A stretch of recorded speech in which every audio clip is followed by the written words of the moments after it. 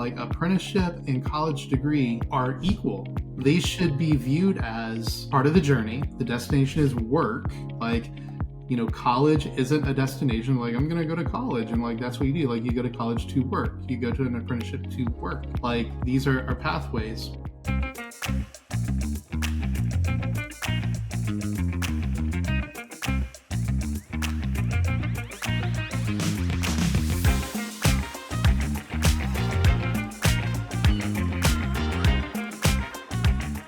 Welcome back to another episode of The Path Forward. As always, I'm your host, Dr. Rick Fernandez, where we talk innovation, education. I have a very special guest from the state of Maryland, the DMV, which I would say that area needs a new nickname because this is not the Department of Motor Vehicles. So I have Richard Kincaid, and he's a senior director for the Office of College and Career Pathways. Now, make sure I got that right, but welcome to the show, Richard.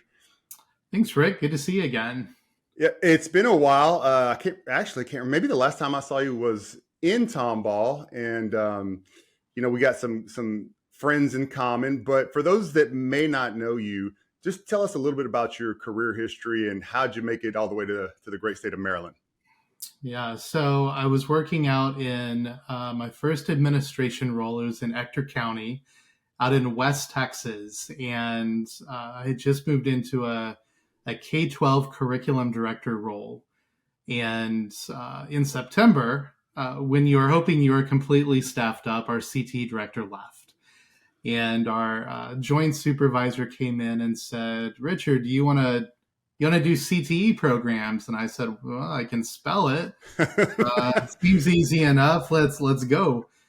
And that was my baptism, my indoctrination into the world of CTE, and I haven't looked back since. So I am from the great state of Texas. I've had a privilege of working in a number of CTE programs around the state. So in West Texas, in Central Texas, completely different job markets, Odessa versus Austin.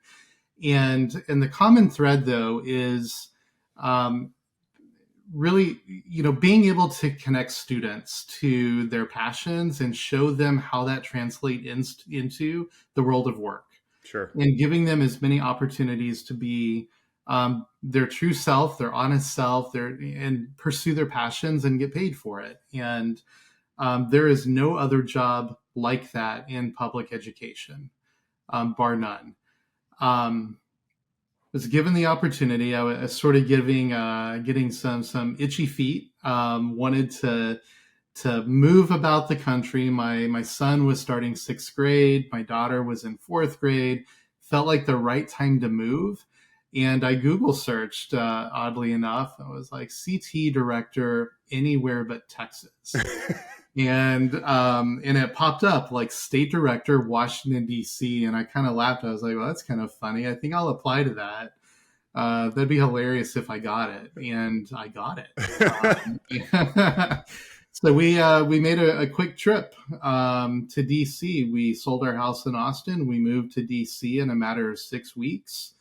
And it took on a completely new challenge. DC is, as everybody might expect, complicated. Sure. I like to say that if you can survive in DC, you can survive anywhere, particularly in the education space, because there are so many intricacies and nuances of connecting kids to school, to the world of work, to post-secondary. It taught me a lot. Worked there for about 5 years, built an incredible team, opened up an area technical center, which was the first in the city, which has since gained national attention, and was able to transform in a very short period of time and through a global pandemic, the entire CTE system. And then Maryland position opened up, and I thought that could be really interesting. We lived in Maryland. When we moved to the DMV, this is where we chose to buy a house. And I wanted to be able to impact the system that my kids were students in. From DC to Maryland, Maryland has always been sort of, lifted up as a national model for CTE programming. And when I got here, that was sort of the expectation. Sure. What I found was Maryland hadn't truly innovated in this space for probably nearly 2 decades. Wow. And there was a lot of work that needed to happen. So what I thought was the cushy job became the absolute rebuild of a lifetime. And it has been nonstop ever since. This Saturday, February 20th, is my 2-year anniversary in Maryland. And I can't wait to dive into all of the amazing work that me and my team have been implementing across the state over the next, few minutes.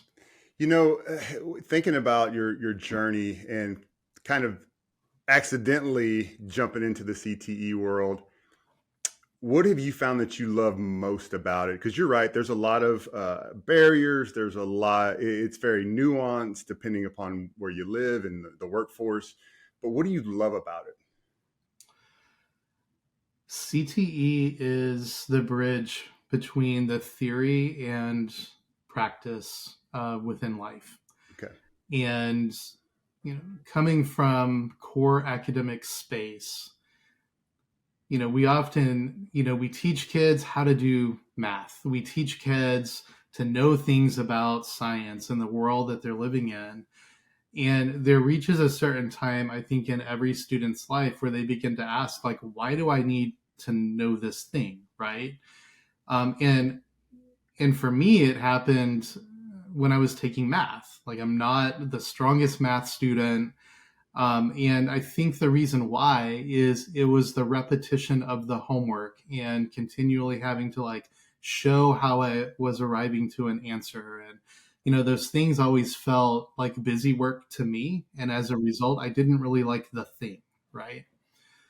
What CT allows you to do is contextualize the things that you are learning. So while you are calling it algebra, in a lot of ways, you're learning problem solving. You're learning how to take missing variables and apply them to a much larger problem. And when you think about that in terms of weather prediction, troubleshooting on an automobile to figure out what's wrong with it, when you're thinking about applying those concepts to a community problem, like, trying to, food deserts, like connecting people to, resources, those same principles that you're learning in those classes become applied. And CTE is what allows you to make those connections when CTE is done really well.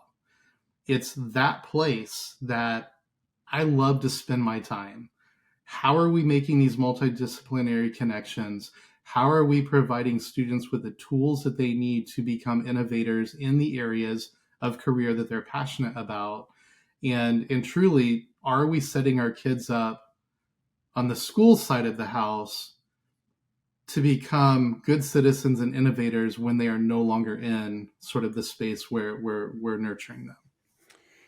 You bring up a good point about just the connective tissue of what we teach and then how we learn and what does it mean, the so what for kids. How much of a disservice do you think we've done during the 90s when everybody has to go to college no matter what? And I heard it as a kid, said it as an educator. But still, some of our parents of our generation had that mentality when everything has just shifted so drastically, particularly within the last decade. Do you feel like we're still digging out of that hole a little bit where it's, all right, here, colleges for these kids, and then CTE, well, if you can't go to college, for those kids? I mean, it's a complex question to unpack. I think there are a lot of things that are in play in how we got to sort of this college, post-secondary industrial mindset, right? Like churning kids out into the system. There was tracking that was, persistent through the 90s. Yep. You're a college track, you're a vocational track. And I hope that a lot of places learned the lessons that It has to be a balance, and student agency has to be part of the equation. I also think that employers are helping to change the narrative around this, because for a long time, having a college degree was an employment barrier for a lot of jobs. And Mm-hmm. so it became a necessity. It was almost an elitist necessity, right? And Mm-hmm. so um, I think as we are moving into, I think, more of a just a different place in how jobs are accomplished and the skills that are needed. I think we're recognizing that maybe those 2 years that you spent learning about humanities and taking PE, like, they're good, but are they really necessary to move into a job? It's causing us to rethink what post-secondary means. And I think that's a really good thing. In places like Maryland, apprenticeships are now becoming an acceptable, interpretation of what post-secondary education and training means, Sure. right? And used to, apprenticeships were, only things that you would do in the trades. You would go and be an electrical apprentice. You wouldn't go and be a cybersecurity apprentice, right? That's right. And and now the mindset for companies that are hiring these folks recognize that skills can be demonstrated in a multitude of ways: industry credentials, licenses, on the job training, mentorship, like all of these done at a high quality could be at the same caliber, and I would argue in some instances at a higher caliber than what a student who's going to get a 4-year degree would graduate with. Sure. There are times when apprenticeship doesn't work, right? Right. There are moments when a 4-year or a graduate degree is necessary, right? But it's sort of moving away from that approach that you described of everybody should go this particular route, that I think we are evolving beyond. Mm-hmm. And I appreciate that. Yes. Yeah, it's long overdue, in my opinion.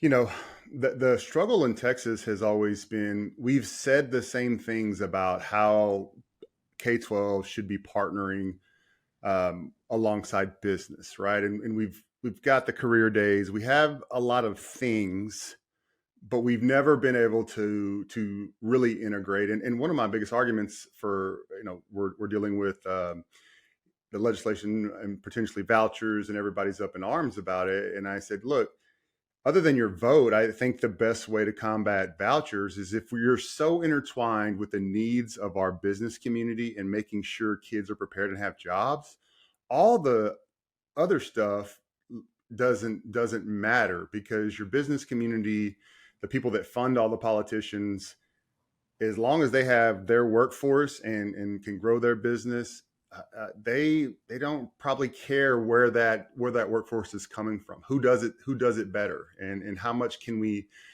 pull them in to ask, where should we be going? But we've never been able to get it right. Is there anything that you've seen that's like, this has been the biggest barrier and we're still kind of scratching through it to figure out, how do we do this better where there's a seamless integration with business and K-12?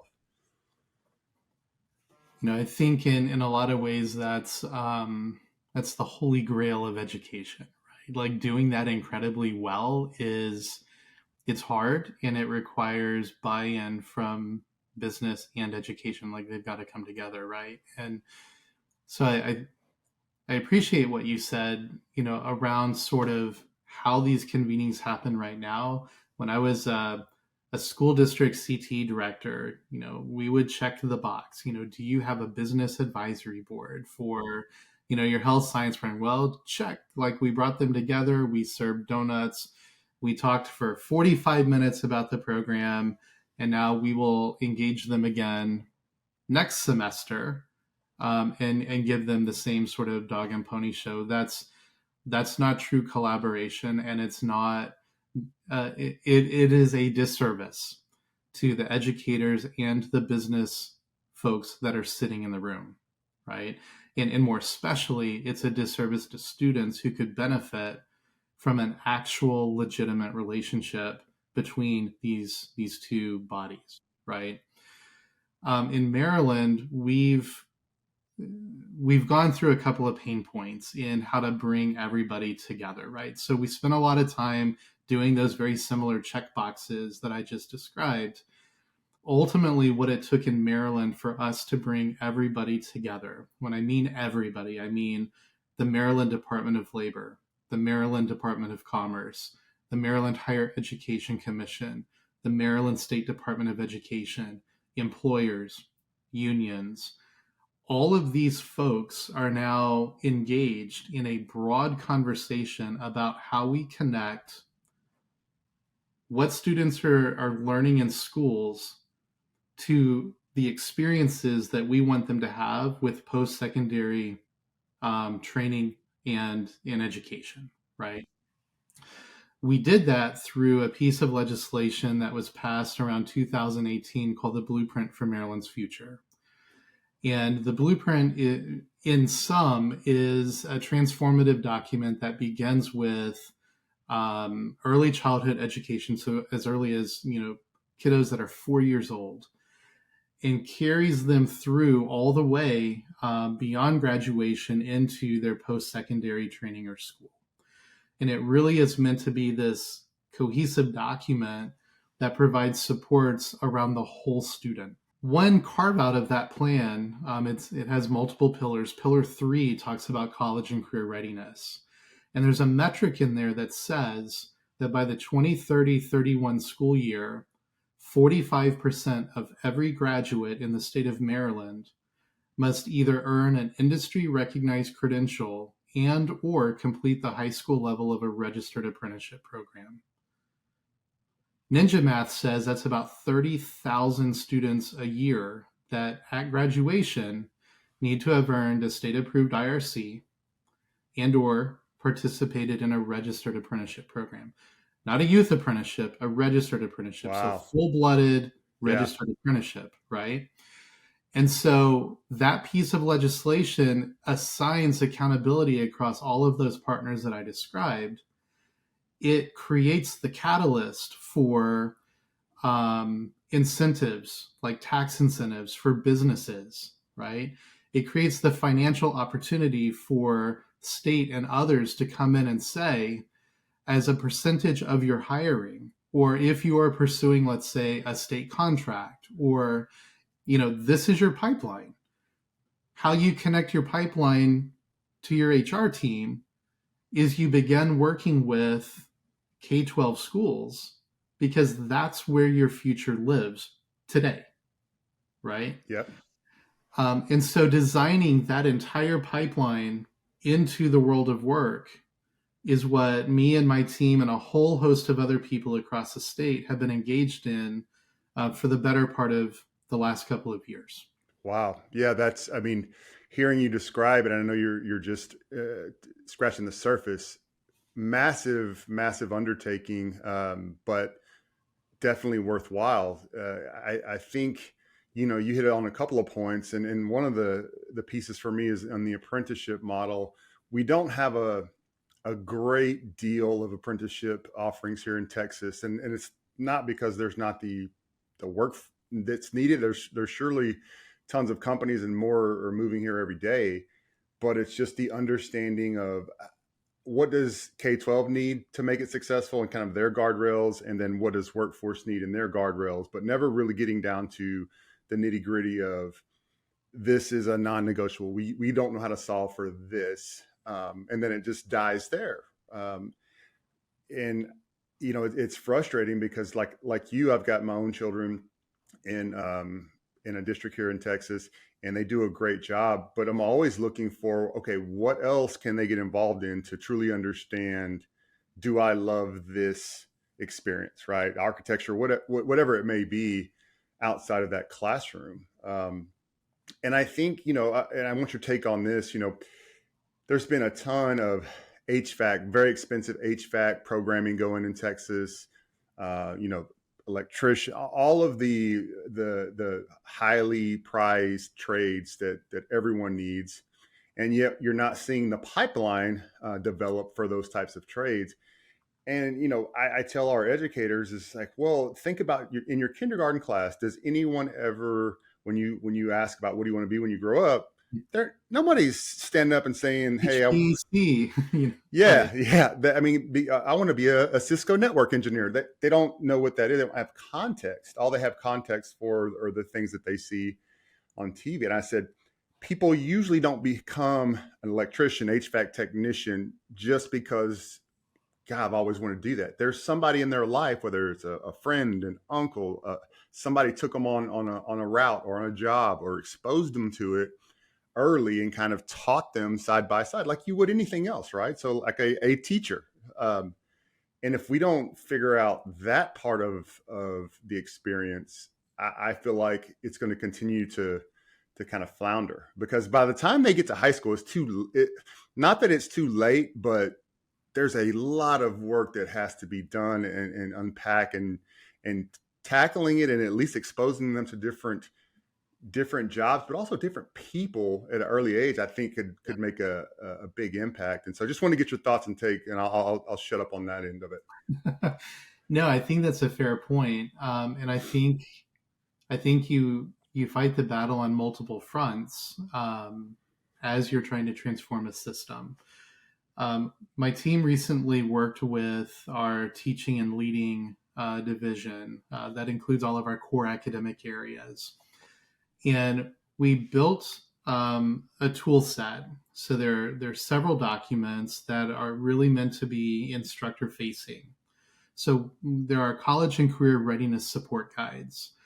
And by grade level or grade level bands, we began to integrate college and career readiness elements beginning in literally PK, right? And embedded into each one of those grade level bands, we began early on how to begin having conversations for students to start thinking about their career identity, Mm-hmm. right? And so it really becomes this whole notion that early exposure is important. Students being able to see themselves in various careers is really important. My son wanted to be an NFL football player when he was in kindergarten, right? And, probably he saw that. He saw it on TV. He was in Texas. So we started, tackle football early, like, a good Texan family. And it's what he knew. Right. And when you begin showing students that veterinarians are real things, right? And here's what it looks like, and here's one from your community, and they look like you, and they have similar backgrounds.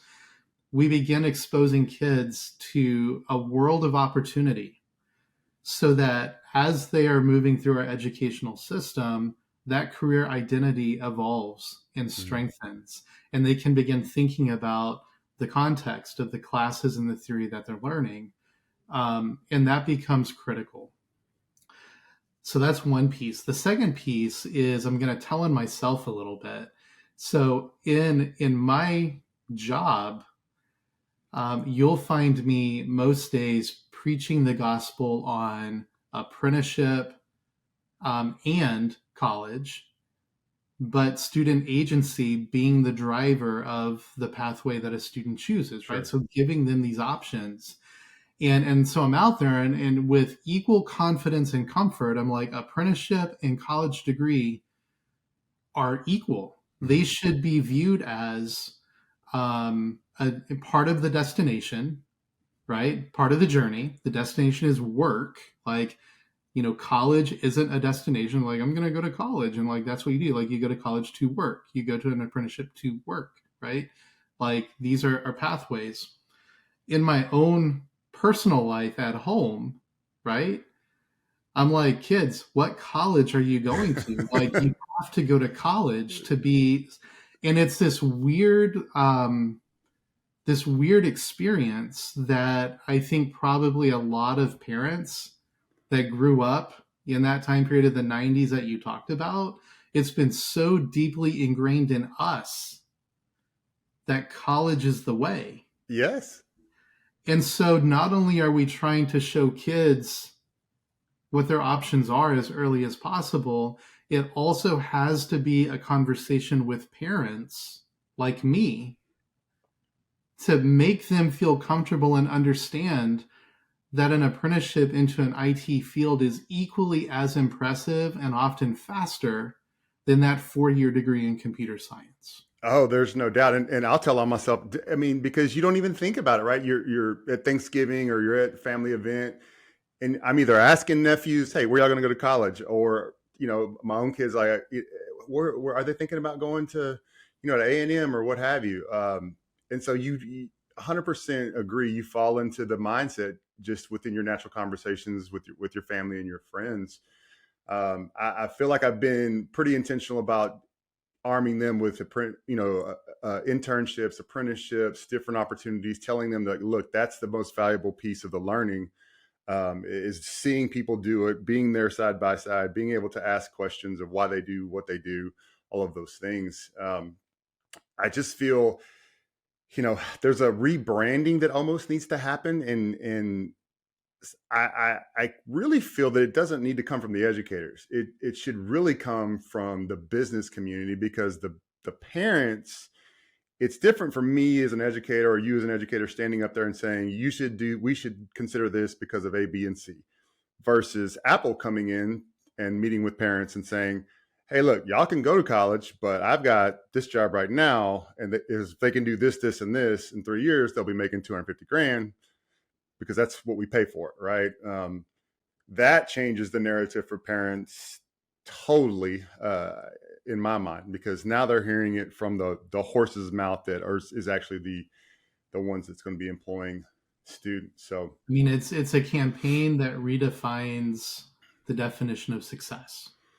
Right? That's it. You nailed it right there. That is absolutely it.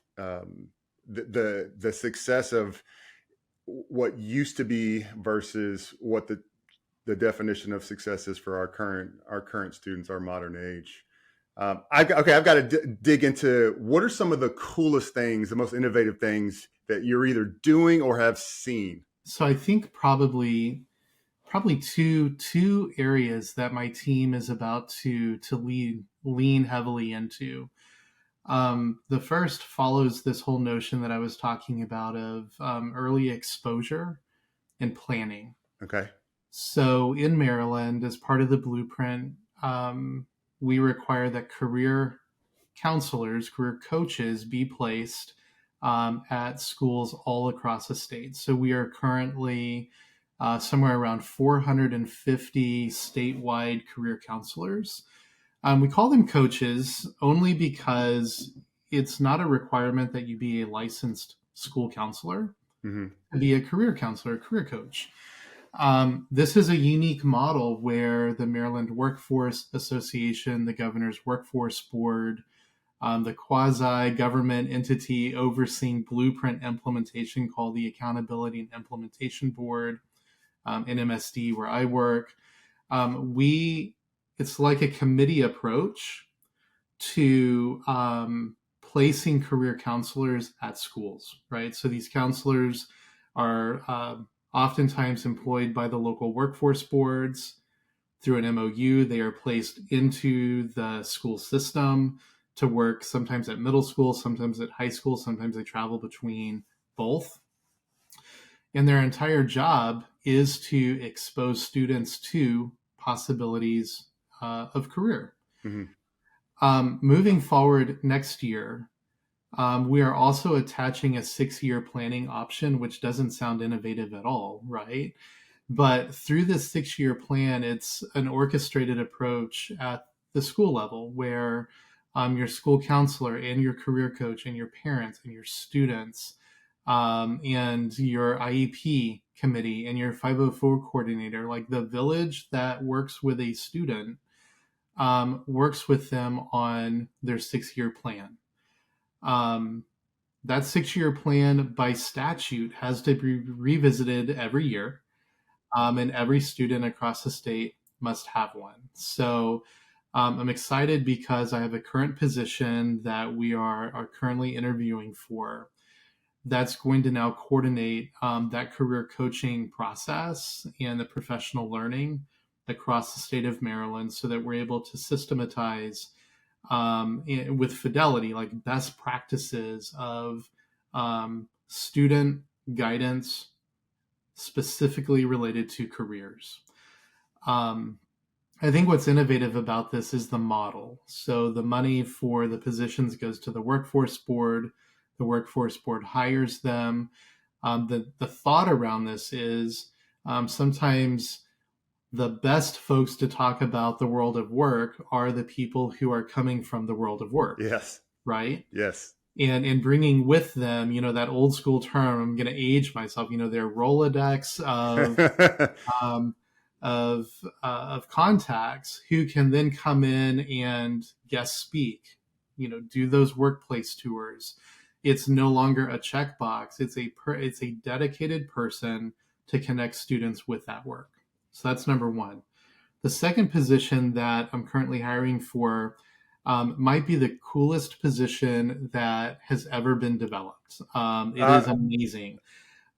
We're calling it a coordinator of the high school experience. And the profile for this is your out of the box, maybe kind of wacky associate principal who views the master schedule as the most amazing puzzle and chessboard on the planet, right? So this was my favorite role as a campus administrator. Oh yeah, I loved it. What can you do? What can you make happen?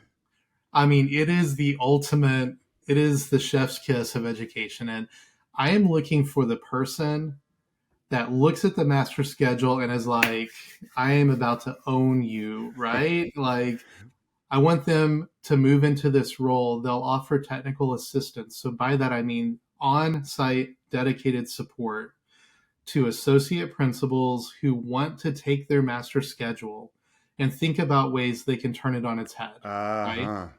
How do we recreate our master schedule to allow students to have opportunities to go and do the apprenticeship and also get their high school graduation requirements? What does that look like? Maybe it's some of our classes are offered at the community college. Maybe it's that they're hybrid. Maybe some are asynchronous. Maybe some are taught by industry professionals who are on loan to us, right? From, Apple or Amazon, if it's a computer science class. Thinking about the schedule without the lines of you have to start at 7:20 and end at 3:20, right? Like, what if you had the 168 hours of a week? How would you color in the boxes for school? Yeah. Right? Could a student do classes at 2 a.m.? Could we have community college classes that didn't have the 15 or 20 student minimum requirement to make a section? Sure. What if we had classes that, took 3? What if they were offered at a job site for students that were at an apprenticeship and they could do the classes there? Like, what if, right? I'm really excited about that role. That is a pretty awesome, that creative power of being able to just take that schedule and know all the guardrails and just blow them out of the water and like, let's just see what we can do the best for kids and then fill in as we get, what the parameters need to look like. So that is pretty cool. I've not. So the whole beauty of that marriage, right, is you have that career counselor that then has that associate principal. Yep. And you just open up the playbook now. Yeah. Like, you talk about student agency. Tell me what you need. Yeah. Right? Yeah. Can you speak to a little of the value of kids finding out what they don't like? In my opinion, is just as valuable. And I'll give you my personal example. My daughter wanted to be a veterinarian, or she thought she did, up until, I don't know, 6th, 7th, 8th grade. We're getting to she's a freshman now. And so we were looking at, all right, well, which courses are you going to take? And I'm thinking, veterinarian, just because you like animal shows, that doesn't really count. So we were at the pet store, and like, you got to be able to at least hold a hamster for us to continue this veterinarian conversation. Yeah. And she didn't want to touch the hamster. I was like, that's out. Like, thank God we find that out before we waste, years. And then the first time you have to go give a shot to a cow, you can't do it. So if you just talk to a little bit of the value of kids finding out early that, hey, this isn't for me. You know what I mean? I think the value is so important, and that really is, at the end of the day, like we talk about, let's build pipelines into work. We're talking about 16, 17, 18-year-old kids, right? Like these are still kids. And a lot of, high school for me and maybe for you too was all about experimentation, like deciding like who you are as a human, right? And then, maybe you're able to figure that out by the time you're 18. And then you can start thinking about like who you are as like an employee, right? Yep. And sort of what you want to do. And so, high school is sort of practice for life. That's what I tell my kids. Like, this is sort of where you have more guardrails than you're ever going to have, but also you should be taking advantage of so many experiences within those guardrails. And it's okay to like fail. It's okay to figure out you don't like it. Like, now's the time to do that. For CTE programs in particular, this is why it's important to build programs and be very clear about what the transferable skills are, right? And so your daughter, maybe, liked the idea of being a veterinarian, right? So, probably, a lot of care, probably Yes. very caring person, Very sweet. empathetic, but also appreciates, maybe the practice of science and, maybe she likes the freedom of not working in an office. Like all of these are sort of things that you can then think about, like, how would those similar things that bring you joy, how do those apply to maybe other contexts, right? Yes. So you don't have to go and pet the gerbil, but there are other ways where you can still find those things that call to you. And a well-designed CTE program will be forward thinking about those transferable skills. I didn't go to school to be a teacher. Like my first job, I have a business degree. My first job out of college, I recruited pilots for Learjet. And now, here I am in education, right? What are the transferable skills? Well, there are a ton of them, right? And so, you get really clear about what it is you like, you build your skill sets there, and then you can begin mapping how all of these skill sets that you have can transcend industry, right? Yeah. No, that I've never heard it quite explained like that, because you do get a lot of chatter about, well, nobody knows what they want to do when they grow up. I didn't, I changed my major in college 17 times, or those type of stories. And to be able to say, starting at a younger age, we realize it may change 100 times before they find, but we can at least guide the path based on what they love, what they're interested in, and what are the non-negotiables. Like, she wasn't picking up that hamster. Like, it could have been worth $1 million and that hamster was going to die before she touched it. So, it's amazing to hear you put it, like, frame it like that. And that's, I think that's great learning for everybody. But you said that the key point is a very well-structured, well-defined CTE program. Okay, I want to throw something at you and tell me why we cannot do this. Okay. So in terms of our CTE coursework at the campus level, are there not programs that we could functionally turn into an entrepreneurial sort of business where kids are actually the class, the school, the district, and eventually students are making income and learning all the skills of a business through our CTE coursework? And so, for instance, just something, off the top of my head, at Power School and at my last company, we were always like trying to put things together for either a presentation or a proposal or just flyers, graphics, you name it. And to have a marketing class where if you had a template and we filled it out and hey, I need this by this day, and the kids take put the parameters in, kids take a couple of passes at it, generate something for you and say, okay, and this is what the pricing structure is. We pay, and then you open that up to your business partners for that campus.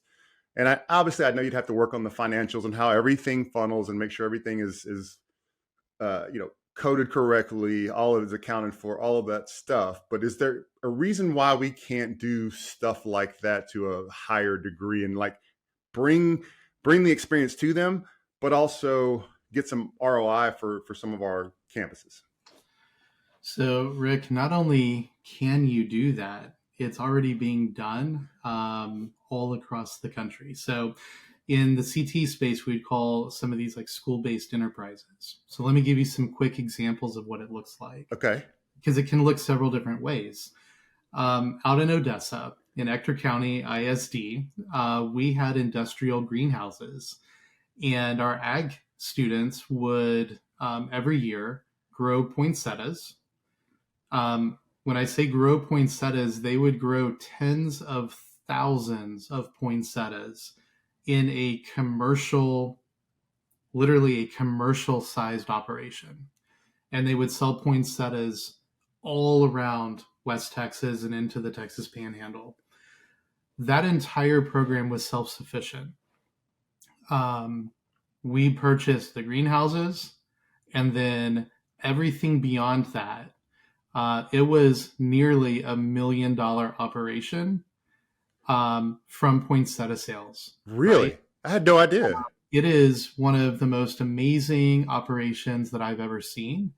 And so that would be one example of an ag-based enterprise, right? Okay. The second is when I was CT director in Central Texas.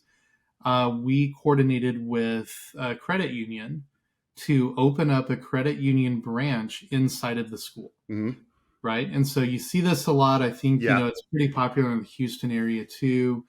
And so it became an opportunity for students in our business and finance team to go and work in the bank. Students were making income.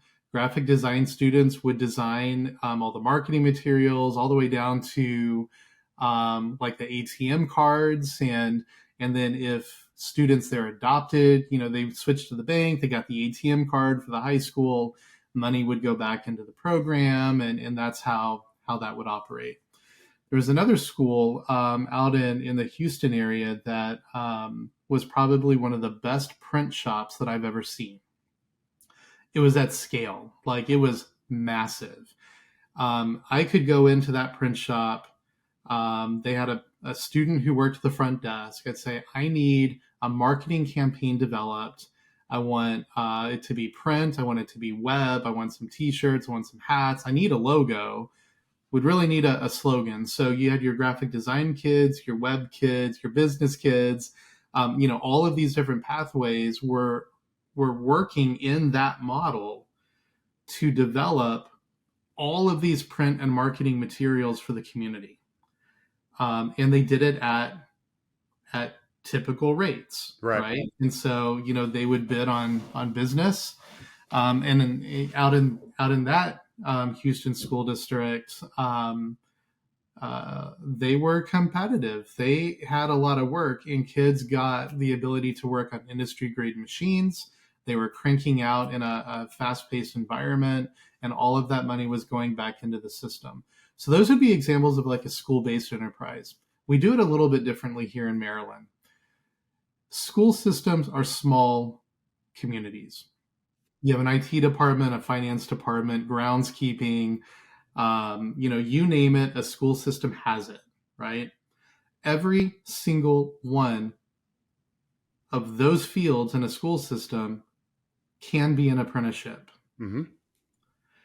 And so in Maryland, what we are finding currently is our school systems are becoming the largest employers of apprentices in the state. Because now you can go and take your classes at your high school, and then you're going and working in central office IT department, helping them, patch for cybersecurity issues. You're running networking, you're updating, drops or equipment. You're working, in planning nutrition, like not as a cafeteria worker, but as somebody planning menus, right? And so taking those nutrition skills, it is a broad range of opportunities. And so in Maryland, that's really what it takes for us is everybody's got to step up and offer an apprenticeship opportunity for us to meet that big, audacious goal. But it really does make sense too, because school systems, we think about grow your own only applying to teachers. It can apply to the range of jobs that you have within a school system. I've never considered that. I mean, we've done it in spots, with certain jobs where you'd find a district or a campus that had a couple of workers that would come in and work for the office, but I love that kind of holistic system model where kids really don't have to leave their neighborhoods to go get hands-on experience. That's awesome. That's what we should all be doing in my mind is putting kids to work, to experience what we are telling them, sharing with them in class. So the direct relationship between what I learned, now I'm going to go apply that, and make some money in the meantime, right? One of the things that I've mentioned to some of our colleagues here is, why don't districts just, with every RFP, particularly your construction, your bonds, just attach internships to the RFP or the RFI? Like, it's just a part of the work that we're doing here. You have to be prepared to build these 10 schools. Well, we want 10 internships, and here's the variety to choose from, type of thing. Yeah, I think that's absolutely true. And about 18 months ago, Maryland created the Apprenticeship 2030 Commission, which included designees from each of our major state agencies, senators, delegates. I represented MSDE on the commission. And next week, we'll be releasing a number of our findings and as recommendations, rather. And so as part of that report, it does make some recommendations around state procurement. And, when we are offering state contracts, the state should consider, how we might be able to leverage apprenticeship work for both youth and adults in the contracts that we are awarding to folks around the state. It can make a huge impact. A huge impact. Yeah. I mean, a huge impact. Okay, I know we're up against it. I want you to take us out on this one. What do you foresee artificial intelligence impacting the most in the pathways? Yeah, I think early on people were a little bit scared about AI because they were fearful it would take people's jobs. And I think one of the messages that we've at least been trying to communicate across Maryland in our school systems is that AI isn't going to take jobs. Rather, employees that don't know prompt engineering, they don't know how to integrate AI tools into their resources, like, they are the ones who are going to take the jobs of the people who can't. As educators, we've got to be able to then figure out the best ways that we can harness the power of AI and show specific use cases that students can implement, starting on day one. And it's funny, I was just talking to a member of my team just a few hours ago about this. In order for us to make sure that our teachers and our students are well supported, we are going to have to stay ahead of the curve. We are going to have to develop almost, turnkey toolkits that are aligned to standards that enhance the standards that say, like, when a student is needing to know or demonstrate this particular thing, here is a way that AI could be used to elevate it. And we have a curated sort of way to do that. When you start building that foundation of how to use it ethically, effectively, efficiently, and you get really good at that curated experience, it then gives you the confidence and permission to begin thinking about other ways that you can use the tool in order to elevate and enhance the job that you're doing. We have to treat AI like any other initiative within schools. It can't be a shotgun approach of, here it is, figure it out, we hope you're successful. it's got to be building that foundational level of best case use, responsible use, and then giving people the freedom to implement, in a safe way forward. So that's sort of the direction my team is taking. We're making sure that, AI is the big shiny ball right now that everybody wants to be, first in line to sort of, ding at. And, before you know it, the next shiny ball is going to come along, and it's going to be education that's going to have to backfill that space that they leave to make sure that our students and our teachers know how to effectively implement AI as a tool. Yep. We'll get there. Yep, I couldn't agree more. Yeah, I think it's a very exciting time, very chaotic time as people try to figure it out. Well, man, it was great catching up with you. And I love DC. I used to work there. Love Maryland. Love. I got a bunch of friends down there, and I want to come if you're open to it in the near future. Come and just take a tour. Maybe we can check out some districts and just see what y'all have going, because I love what y'all are doing, and I love the work that you've always done. And so if we can be of help at all, being invested in the future for our kids is what I'm all about, what I love. So we're here to help. Come out and see us. We'll go see a couple of schools that are really impressive, and we'll get the best crab cakes you've ever had. Sold. Oh, well, thank you for joining us on the path forward. If you like what you heard and saw, please click like, subscribe. And if you're in the Maryland area, you need to check out some of their career and workforce. Their kids are awesome, and their leadership is awesome too. Thank you for being on the path forward.